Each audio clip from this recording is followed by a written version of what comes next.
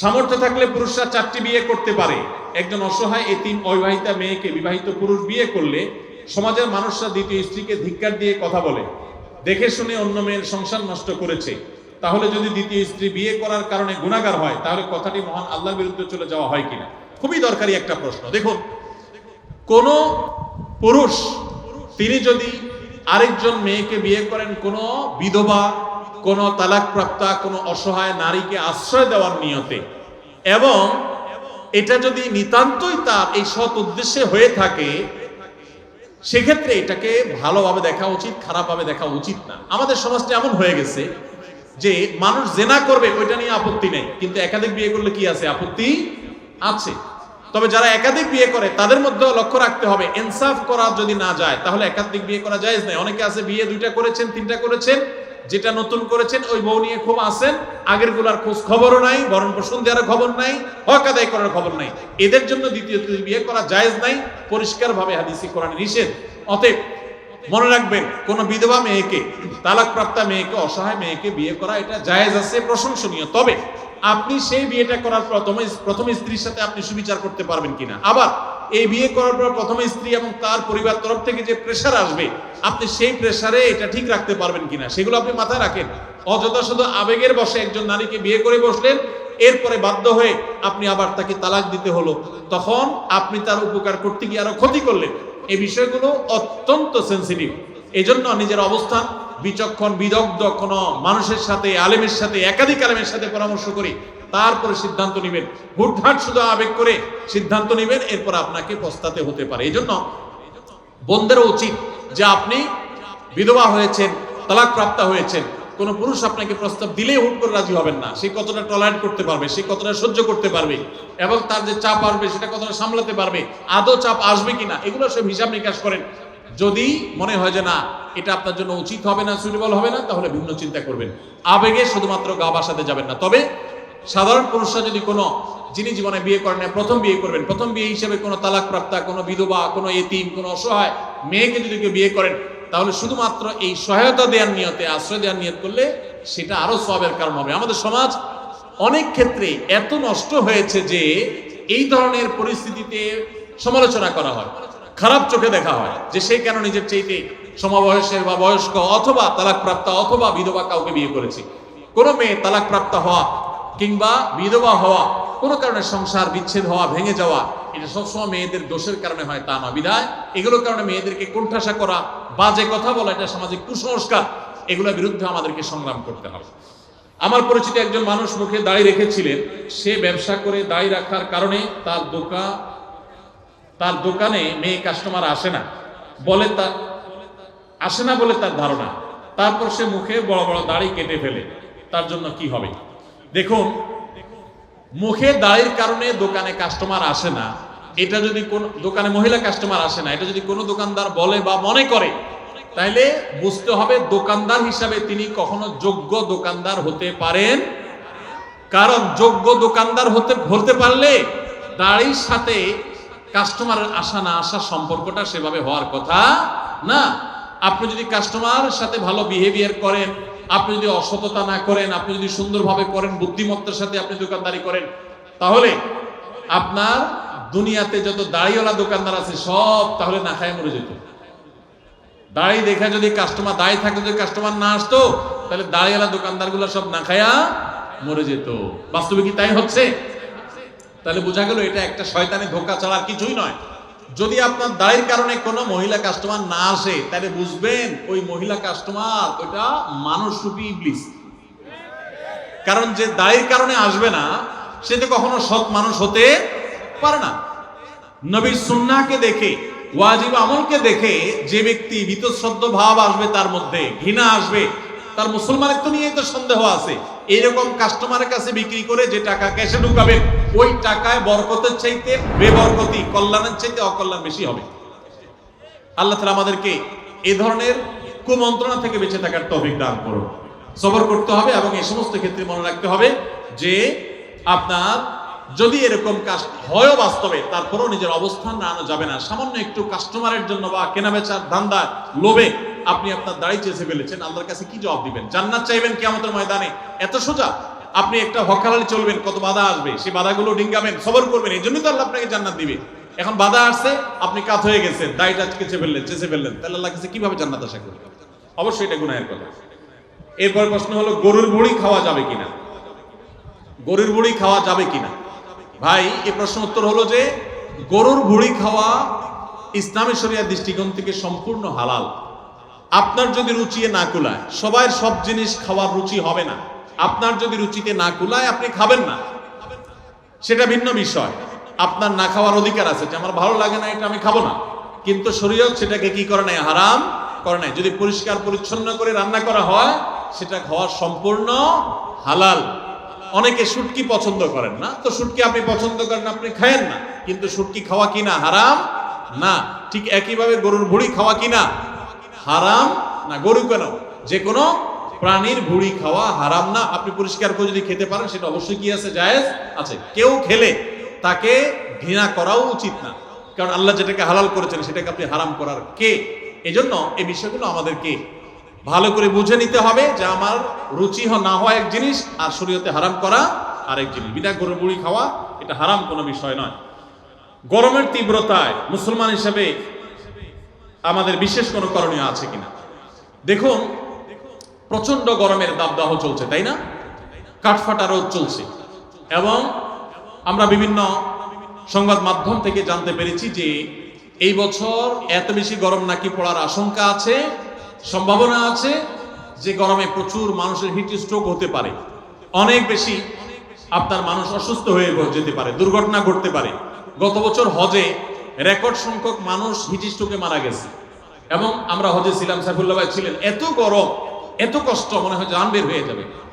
তো এরকম পরিস্থিতিতে একজন মুসলিম হিসেবে আমাদের কিছু করণীয় আছে কিনা। প্রথম হলো যে একজন দায়িত্বশীল এবং সচেতন মানুষ হিসাবে আমাদের যাতে হিট স্ট্রোকে আমরা যেন ক্ষতিগ্রস্ত না হই, তার জন্য চিকিৎসকগণ এবং সংশ্লিষ্ট বিষয় বিশেষজ্ঞগণ যে পরামর্শগুলো দিয়ে থাকে সেগুলো আমরা খুব গুরুত্বের সাথে মেনে চলবো।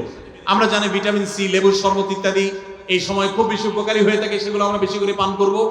ইহুদিদের যে সমস্ত পণ্যগুলোকে আমরা শরবত বানায় খাই, ড্রিঙ্কস কিনে খাই, সেগুলোর পরিবর্তে আমরা লেবুর শরবত ইত্যাদি বেশি বেশি খেতে পারি। যে পরামর্শগুলো ডাক্তাররা দিয়ে থাকেন, স্বাস্থ্য বিশেষজ্ঞরা দিয়ে থাকেন, সেগুলো আমরা মেনে চলবো। যথাসম্ভব নিজেদের দিকে খেয়াল রাখবো। এর পাশাপাশি মনে রাখবো, গরমের তীব্রতা, পৃথিবীতে আমরা যে গরমে অনুভব করি, এই গরমের তীব্রতা এটা কিন্তু জাহান্নামের ভাব। বুখারীর হাদিস দ্বারা এসেছে, হাদিস দ্বারা প্রমাণিত যে জাহান্নামকে আল্লাহ তাআলা বছরে দুইটা ভাব ছাড়ার সুযোগ দিয়েছেন। জাহান্নামের দুইটা ডিপার্টমেন্ট আছে, দুইটা বিভাগ আছে, একটা জামহারির ঠান্ডা আর একটা নার হলো আগুন। আগুন এবং ঠান্ডা উভয় ডিপার্টমেন্ট থেকে বছরে দুইবার ভাব ছাড়া হয়। এই ভাবটাই আল্লাহ পৃথিবীতে এক এক জায়গায় এক এক সময় বন্টন করে দেন, ঠান্ডা এবং গরম আমরা অনুভব করি।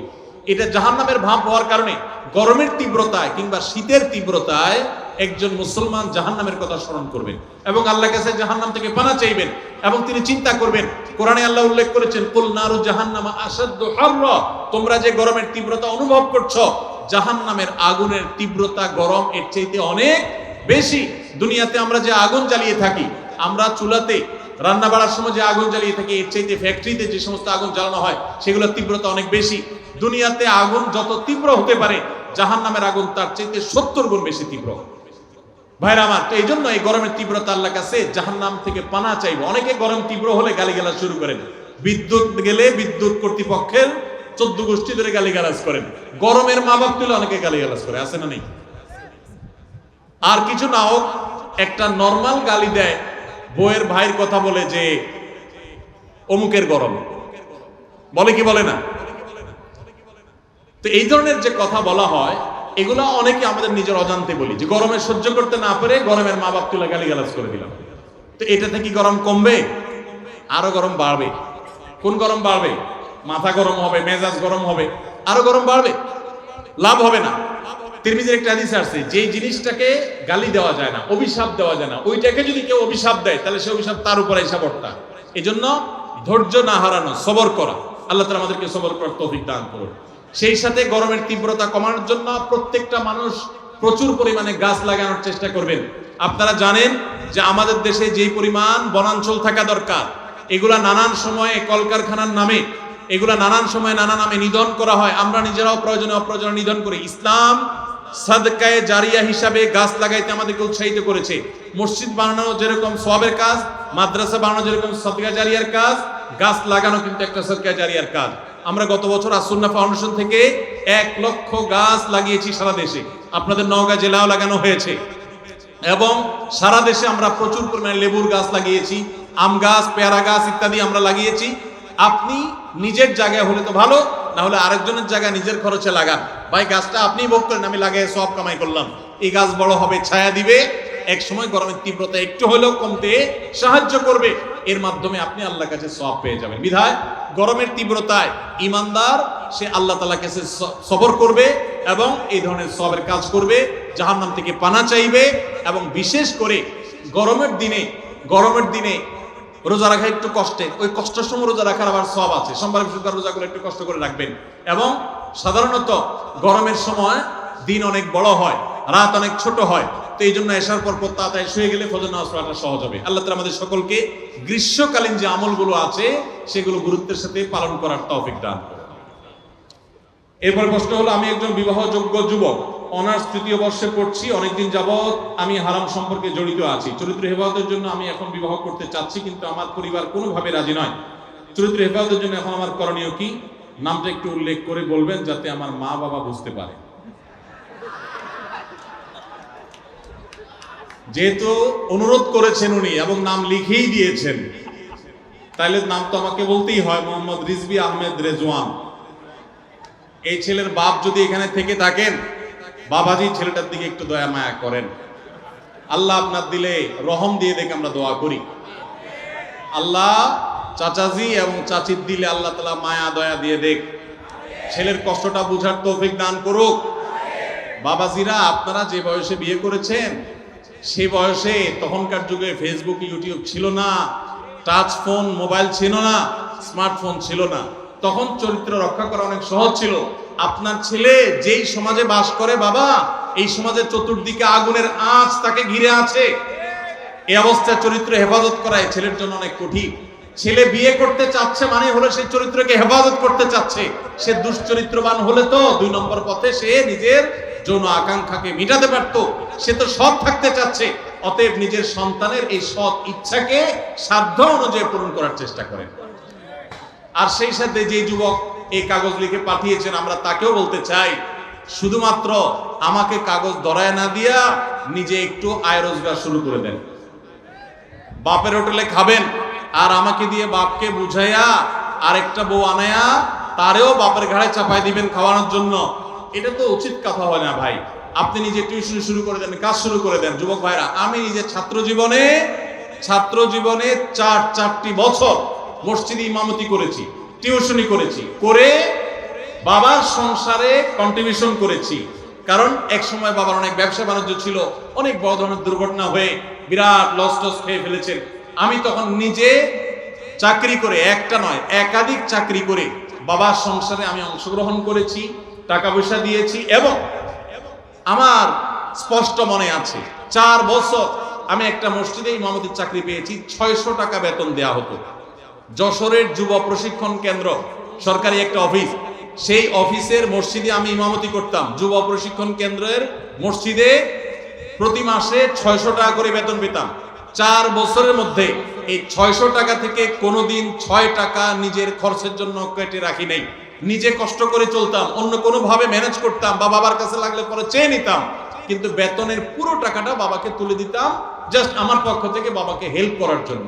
আবার একই সঙ্গে মক্তব পড়াতাম, ইমামতি করতাম, 3-4 কিলোমিটার দূরে সাইকেল চালিয়ে ক্লাস করতাম এবং এইভাবে পড়াশোনা করে ক্লাসে সব সময় ফার্স্ট থেকেছি। এইভাবে পড়াশোনা করে 10 stand, 2nd stand, 3rd stand, 3টা স্ট্যান্ড করেছি।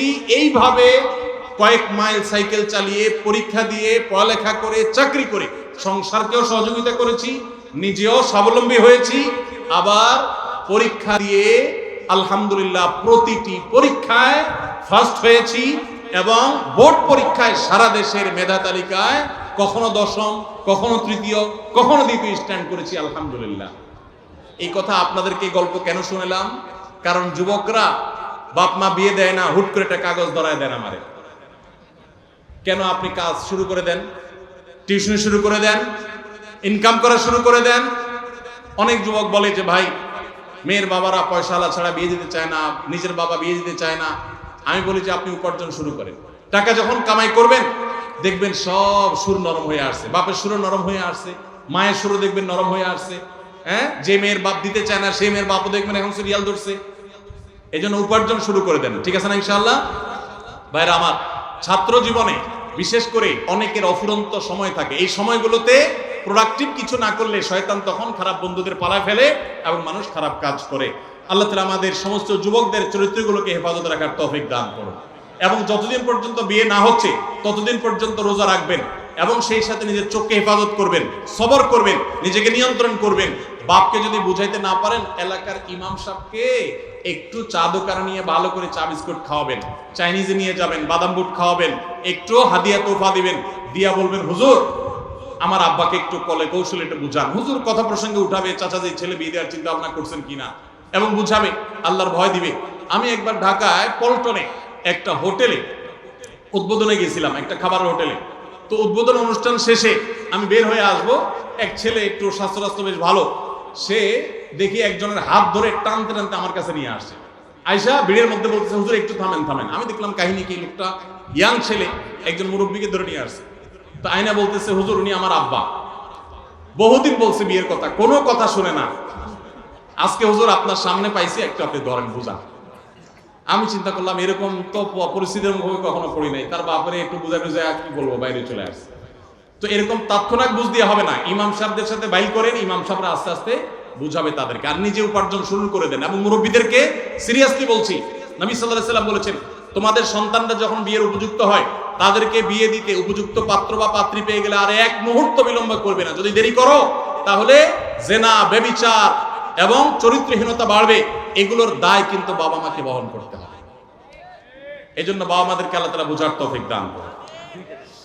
আমার বড় বোন পর্দা করে চলে না, ছোট ভাই হিসাবে আমি কি করতে পারি? আমার আব্বু আম্মু ও বড় বোনকে কিছু বলে না। দেখুন, পরিবারের কোনো সদস্য যদি পর্দাহীনতার মধ্যে থাকেন, আপনারা তাদেরকে বুঝাবেন, যাকে দিয়ে বুঝালে কাজ হবে তাকে দিয়ে বুঝাবেন, যেভাবে বললে বুঝালে কাজ হবে, হাদিয়া দিলে কাজ হলে হাদিয়া দিবেন, এবং সেই সাথে চোখের পানি ফেলে দোয়াও করবেন, কায়মন বাক্যে আল্লাহর কাছে দোয়া করবেন, হেদায়েতের মালিক আল্লাহ তাআলা। এরপরও যদি আল্লাহ না করুক পথে না আসে, আল্লাহর কাছে আপনার দায় অন্তত থাকবে না।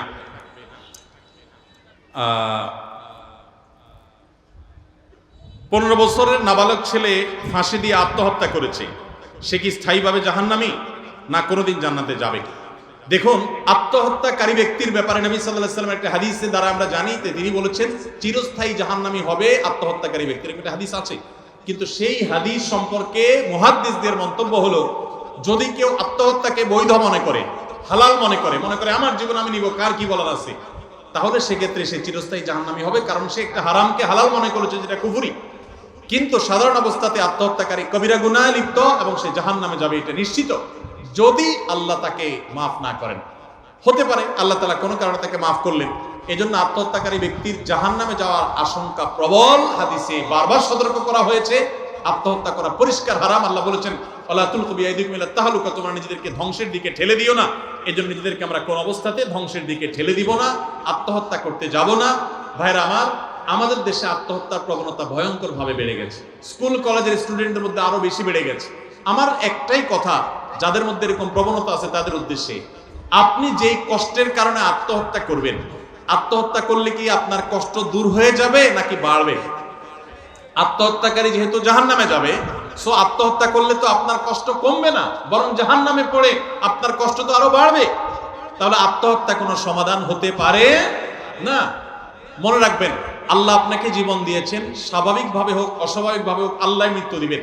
আপনি নিজের জীবন নিজে হরণ করার কোনো অধিকার সুযোগ আল্লাহ আপনাকে দেন নাই। বিধায় কোনো মুসলমান আত্মহত্যা করতে পারে না। আপনার কোনো বিপদ হয়েছে, ডিপ্রেশনে পড়েছেন, এটা সমাধান আছে, এখন নাই 5 বছর পরে আছে, 10 বছর পরে আছে। একটা লোক আপনাকে অনেক অপমান করেছে, আপনি মন খারাপ করেছেন, হতে পারে এক সময় আল্লাহ তাকে আপনার সামনে পিঁপড়ার মতো ছোট করে আনবে, আপনার ইজ্জত তার বিপরীতে অনেক বাড়িয়ে দিবে। একটু সবর করতে হবে। ইমানদার কখনো আল্লাহর রহমত থেকে আশা হারাবে না। আল্লাহ আমাদের সবাইকে সেই তৌফিক দান করুন।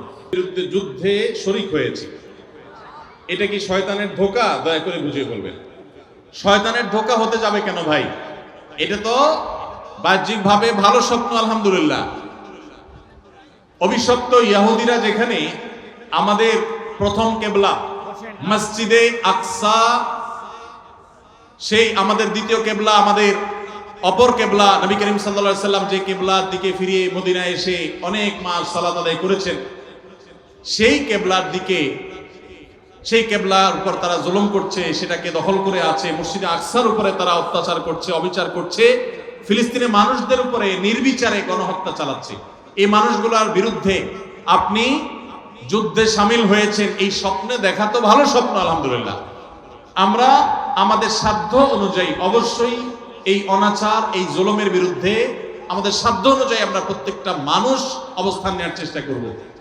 আল্লাহ তাআলা আমাদের সবাইকে আমাদের প্রত্যেকের দায়িত্ব যথাযথভাবে পালন করার তৌফিক দান করুন, আমিন।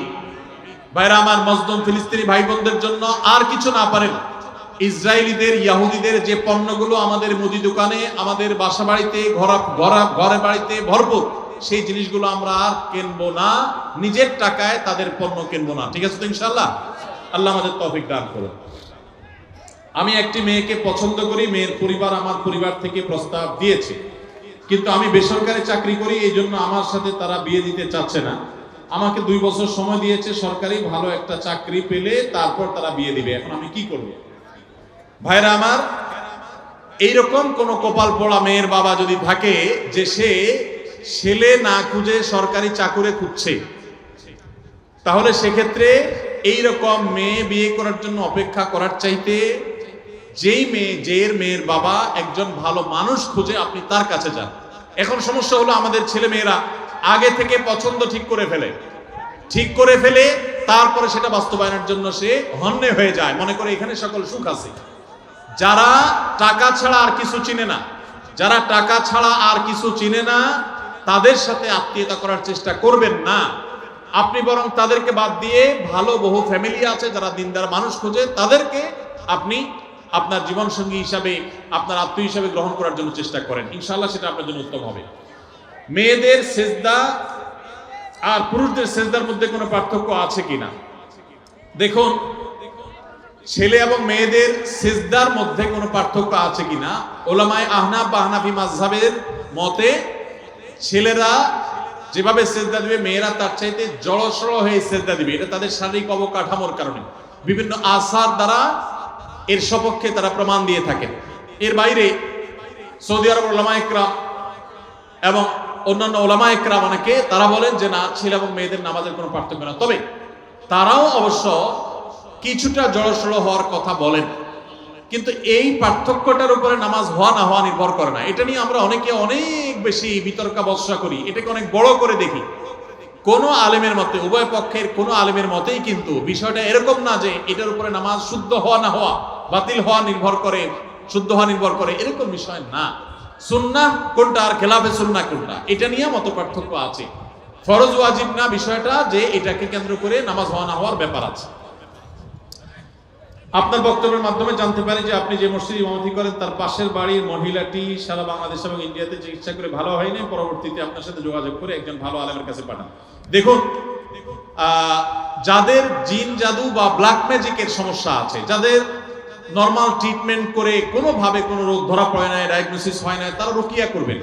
রুকিয়ার জন্য কোনো বিশেষ রাখি হতে হবে কোনো জরুরি না। আল্লাহ তাআলা কাকে কার হাত দিয়ে শেফা দিবেন সেটা আল্লাহ তাআলা ভালো জানেন। সোশ্যাল মিডিয়াতে অনেকগুলো রুকিয়া সাপোর্ট গ্রুপ আছে, এই সমস্ত গ্রুপগুলোতে আপনি একটু বিচরণ করলে আপনি অনেকগুলো পরামর্শ পাবেন যে সেলফ রুকিয়া, নিজে রুকিয়া করতে পারবেন। কোনো মানুষ দিয়েই করাইতে হবে এটা জরুরি না, আপনি নিজে রুকিয়া শুরু করে দেন। এবং এর বাইরে আপনি রাকিও পাবেন। কোনো ক্ষেত্রে আমাদের অফিসে গেলে অফিসিয়ালি না বললেও আমরা ব্যক্তিগত পর্যায়ে অনেক সময় অনেক রাকিদের নাম্বার অফিস থেকে দেওয়া হয়, আপনার সেখানে সংগ্রহ করতে পারবেন।